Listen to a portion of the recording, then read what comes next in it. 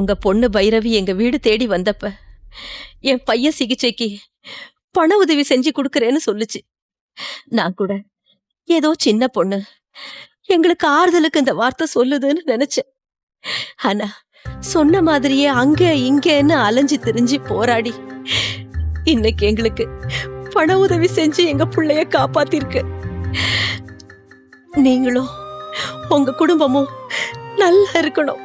உங்களுக்கு எந்த குறையும் வரக்கூடாது, எதுவும் வராது.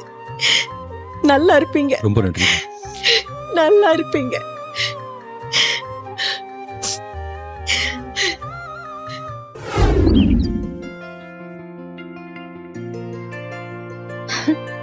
என்னாச்சு? பேச்சே காணோம். என்ன பேசுறதுன்னு தெரியலங்க. சும்மா சொல்லக்கூடாதுங்க. இந்த சின்ன வயசுல ஆவிங்க கூட போய் அதிரடியான விஷயம்லாம் பண்ணிருக்கீங்க.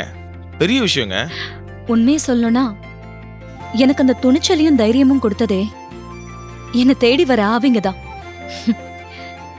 ஏன்னா என்னாலதான் அவங்க கடைசி ஆசையை நிறைவேற்றி வைக்க முடியும்.